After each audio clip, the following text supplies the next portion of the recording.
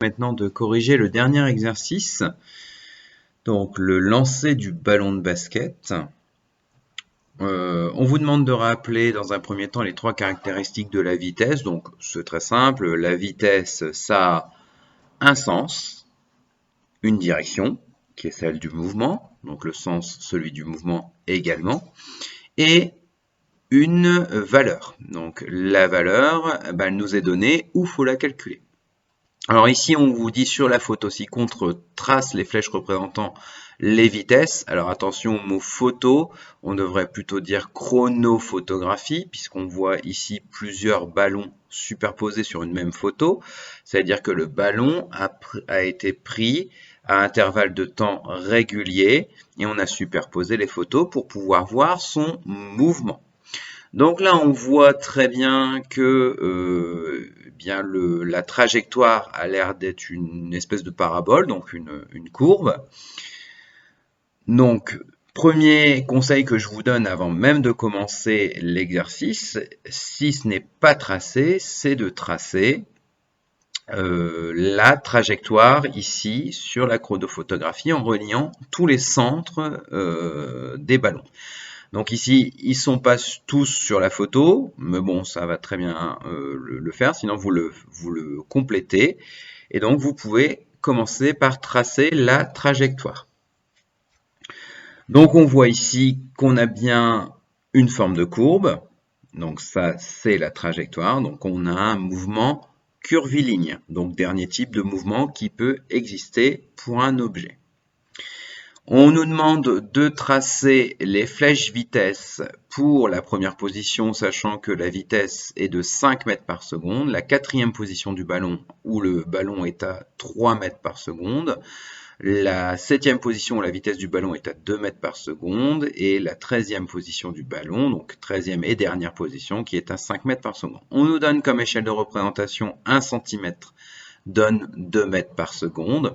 Alors, je vous propose de commencer par la question B et la question C, qui vont me permettre de voir la méthode du tracé de la tangente, qui sera uniquement possible sur ces questions-là, B et C. Donc, on y va. On va le faire pour la quatrième position du ballon.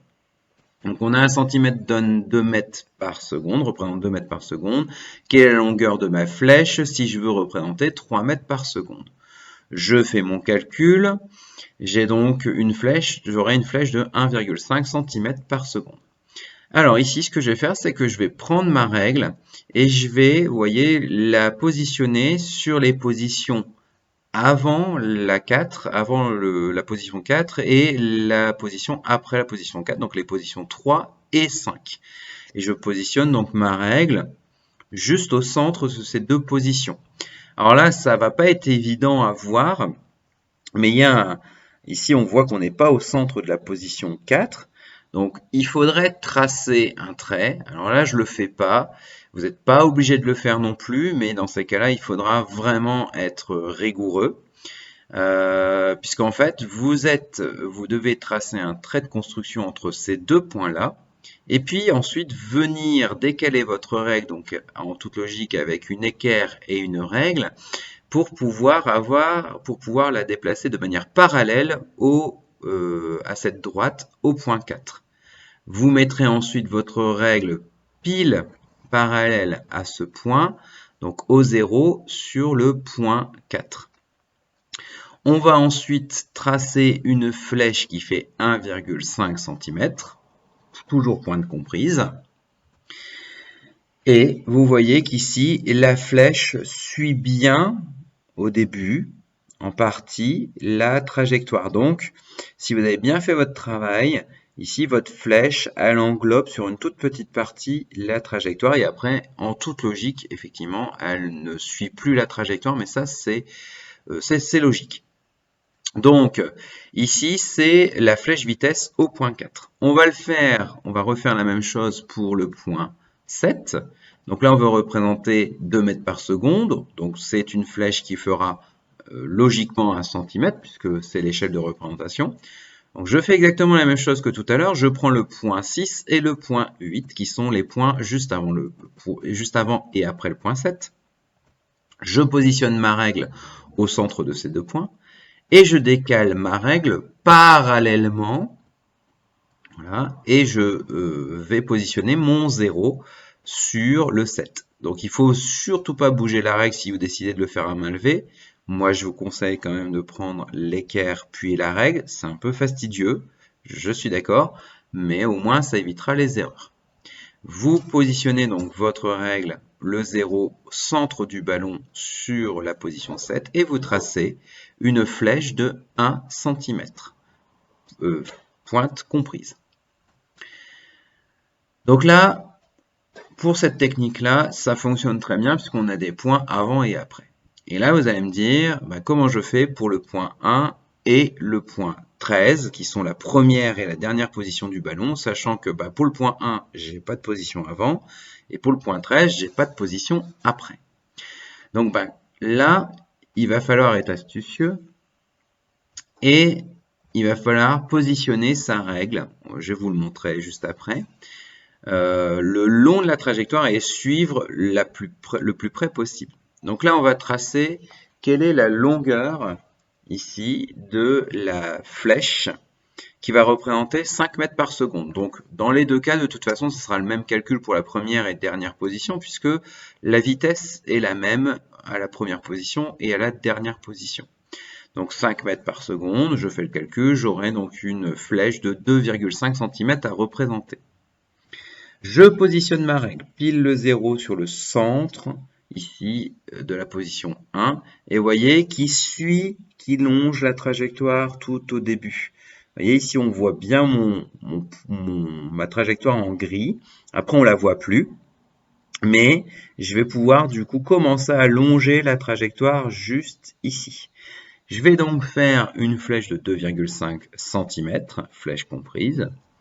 Et je vais refaire exactement la même chose au point 13. Donc ici le calcul je vous le passe puisque c'est le même. Je positionne ma règle le 0 sur le centre du point 13. Vous voyez qu'ici je vois ma trajectoire donc que je vous conseille toujours de faire en pointillé. Et vous allez tracer donc une flèche vitesse qui est de 2,5 cm, pointe comprise. Alors ici, sur l'exercice, le sens du mouvement n'est pas indiqué. Mais bon, ça paraît logique que le ballon démarre loin du panier et qu'il aille dans le panier. D'accord ? Si jamais le sens du mouvement ne vous est pas indiqué dans un exercice et que ça vous paraît pas logique, il faut dans ces cas-là le demander. Mais bon, là, on voit que le mouvement, c'est comme ceci. Voilà. Alors bien sûr, là ici je vous récapitule les longueurs de chaque flèche et on n'oublie pas de noter que en 1 on a la flèche vitesse qui représente donc la vitesse au point 1, donc V indice 1 avec une flèche, la flèche vitesse au point 4, donc V4 avec une flèche, la flèche vitesse au point 7, V7 avec une flèche, et la flèche vitesse au point 13, V13 avec une flèche. Encore une fois, ce genre de représentation, ça permet, lorsqu'on n'a pas les données de l'énoncé, de voir de manière visuelle que le mouvement, c'est un mouvement curviligne, que le ballon ici ralentit, puisque la flèche devient de plus en plus petite jusqu'au point 7, et puis après le point 7, il accélère. Ça se voit encore mieux que si j'essayais de calculer l'espace entre chaque ballon, puisque vous le savez, effectivement, dans une chronophotographie, au plus l'espace est grand entre chaque position de l'objet, au plus l'objet augmente en vitesse, donc accélère. Au plus les positions sont approchées, au plus le mouvement est ralenti. Et si l'écart entre les positions reste le même, le mouvement est uniforme puisque la vitesse reste la même. Donc c'est pareil pour les flèches vitesse, si le mouvement était uniforme, toutes les flèches vitesse auraient la même longueur. Donc là ici, ça permet de se rendre compte que le ballon en montant, perd de la vitesse. Une fois qu'il est arrivé au sommet de sa trajectoire qui est ici au point 7, eh bien, il redescend et va regagner de la vitesse pour